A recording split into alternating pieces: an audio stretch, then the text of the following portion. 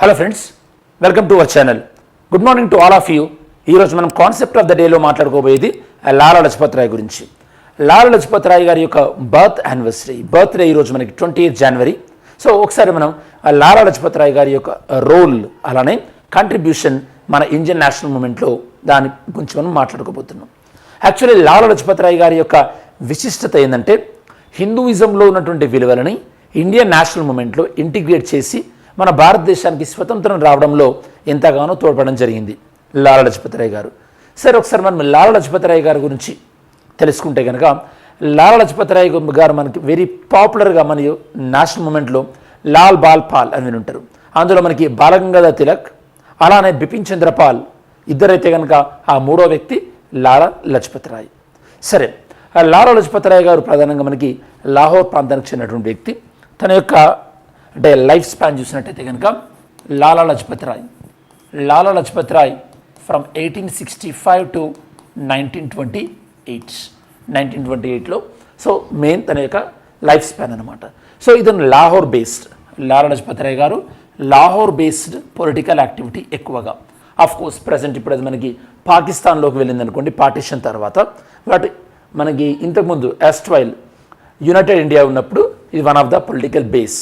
Okay, next Lala Lajpat Rai గారిని పాపులర్గా తన యొక్క యాక్టివిటీస్ వల్ల తనని లయన్ ఆఫ్ కింగ్ అని చెప్పేసి లయన్ ఆఫ్ పంజాబ్ అని అలానే పంజాబ్ కేసరి అని. ఓకే, పంజాబ్ కేసరి అని చాలా పాపులర్ నేమ్స్ ఉంటుండే లాలా లజపత్ రాయ్ గారు.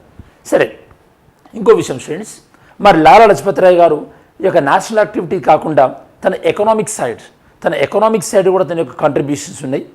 ఇప్పుడు ప్రజెంట్ మన భారతదేశంలో ఉన్నటువంటి ఒక బ్యాంక్ని లాలా లజపత్ రాయ్ గారే స్థాపించారు. ఆ బ్యాంక్ ఏంటో మీకు ఐడియా ఉంటే కనుక ఆన్సర్ చెప్పండి. ఓకే, సరే, నెక్స్ట్ మరి లాలా లజపత్ రాయ్ గారి యొక్క యాక్టివిటీస్ నేషనల్ యాక్టివిటీస్ ఎలా స్టార్ట్ అయ్యాయంటే ఫస్ట్ దానికన్నా ముందు తన యొక్క ఐడియాలజీ ఏందో మనం తెలుసుకుందాం. సో లాలా లజపత్ రాయ్ గారు తన యొక్క ఎడ్యుకేషన్ వచ్చేసి లాహోర్లోనే ఒక గవర్నమెంట్ కాలేజీలో లా చదవడం జరిగింది. సో లాహోర్లో తను లా graduates.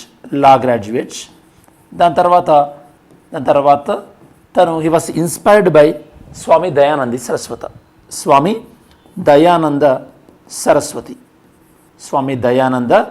Saraswati very very important. Okay, Swami Dayananda Saraswati గారి యొక్క ఆర్గనైజేషన్ మనకు తెలుసు ఆర్య సమాజ్. సో తను స్వామి దయానంద సరస్వతి వల్ల ఇన్స్పైర్ అయ్యి ఆర్య సమాజ్లో జాయిన్ అయిపోయి ఈ యొక్క లాలా లజపత్ రాయ్ గారి యొక్క ఆర్గ్యుమెంట్ ఏంటంటే లాలా లజపత్ రాయ్ గారు ఏమంటుందంటే మనం హిందూయిజంలో ఉన్నటువంటి వాల్యూస్ ఏవైతే ఉన్నాయో హిందూయిజంలో వాల్యూస్ దాంతోపాటు నేషనలిజం నేషనలిజం ఈ రెండింటినీ మనం ఫాలో అయితే చాలు మన భారతదేశం సెక్యులర్ స్టేట్ ఉంటుంది అని చెప్పేసి. అంటే మన హిందూయిజం ఏం చెప్తుంది? పరమత సహనం, వేరే మత వాళ్ళని గౌరవించాలని చెప్తున్నారు కదా. కాబట్టి హిందూ మతంలో ఉన్నటువంటి వాల్యూస్ని అలానే మనం ఈ యొక్క నేషనలిజం అంటే నేషన్ ఫస్ట్, నేషన్ యొక్క సెక్యూరిటీ ఈ వీటిని కలిపితే మనకి సెక్యులర్ కంట్రీ అవుతుంది. ఆ సెక్యులర్ కంట్రీని మనం ఈజీగా ఫాలో అవ్వచ్చు. అంటే లాలా లజపత్ రాయ్ గారు చెప్పినటువంటి టీచింగ్స్ ఏవైతే ఉన్నాయో అవి ఇప్పటికీ కూడా ప్రజెంట్ కాంటెంపరీ వరల్డ్కి కూడా చాలా రిలవెంట్ అని మనం చెప్పొచ్చు. ఓకే, సరే, లాలా లజపత్ రాయ్ గారు ఇంకొక కంట్రిబ్యూషన్ ఏంటంటే తను ఇండియాలోనే కాదు ఈవెన్ అబ్రాడ్ నుంచి కూడా తన యాక్టివిటీస్ని తను చేయడం జరిగింది. అంటే మెయిన్గా లాలా లజపత్ రాయ్ గారు 1917లో so home rule league of America అని చెప్పేసి ఒకటి స్టార్ట్ చేసి అమెరికాలోని న్యూయార్క్ నుంచి హోమ్ రూల్ యాక్టివిటీస్ని చేశారనమాట. ఈ యొక్క హోమ్ రూల్ ఉద్యమం గురించి ఒక ఇంట్రెస్టింగ్ థింగ్ ఏంటంటే యాక్చువల్లీ స్టార్ట్ అయింది మనకి 1916లో. హోమ్ రూల్ ఉద్యమాన్ని అంటే ఆ ఐడియాని ప్రతిపాదించిందేమో అని బెసెంట్, కాకపోతే హోమ్ రూల్ ఉద్యమాన్ని మొదట స్టార్ట్ చేసింది మాత్రం బాలగంగాధర్ తిలక్. అది మీరు గుర్తుపెట్టుకోవాలి. ఐడియా వచ్చేసేసి అని బెసెంట్. ఈ యొక్క అని బెసెంట్కి ఐడియా అనేది తన ఒక వెస్టర్న్ అప్బ్రింగింగ్ వల్ల అంటే అని బెసెంట్ మనకి సో యునైటెడ్ కింగ్డమ్ నుంచి వచ్చారు కాబట్టి ఆ ఐడియాని ఇక్కడ ఇంప్లిమెంట్ చేస్తూ స్టార్ట్ చేసింది home rule moment. But first start చేసింది మాత్రం మనకి Balgangadhar Tilak.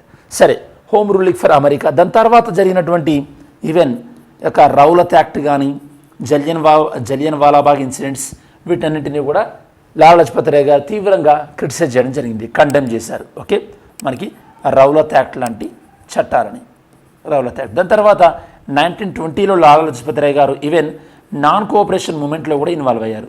Non cooperation moment మీకు తెలుసు, సహాయ నిరాకరణ ఉద్యమం. నాన్ కోఆపరేషన్ మూమెంట్ మనకు 1920లో స్టార్ట్ అయింది, 1922లో ఎండ్ అయిపోయింది. 1922లో ఎండ్ అవ్వడానికి రీజన్ ఏంటంటే చౌరీ చౌరా ఇన్సిడెంట్. అది కాస్త వైలెన్స్ అవ్వడం వల్ల గాంధీజీ గారి యొక్క ప్రధానమైనటువంటి ఐడియాస్ ఏంటంటే ఏ మూమెంట్ అయినా సరే సక్సెస్ఫుల్గా అవ్వాలంటే ఒకటి నాన్ వైలెన్స్, రెండవది సత్యాగ్రహ అండ్ మాస్ మూమెంట్, అంటే ఎక్కువ మంది ప్రజలు పార్టిసిపేట్ అవ్వాలి. సో ఇందులో నాన్ వైలెన్స్ వెళ్ళిపోయి వైలెన్స్ రావడం వల్ల దీన్ని ఆపేయడం వల్ల అఫ్ కోర్స్ అయిపోయింది అనుకోండి.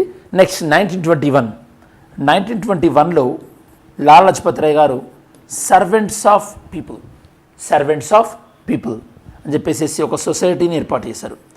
సర్వెంట్స్ ఆఫ్ పీపుల్ అని చెప్పేసి ఒక సొసైటీని ఫామ్ చేసి ఎడ్యుకేట్ చేయడం స్టార్ట్ చేశారనమాట.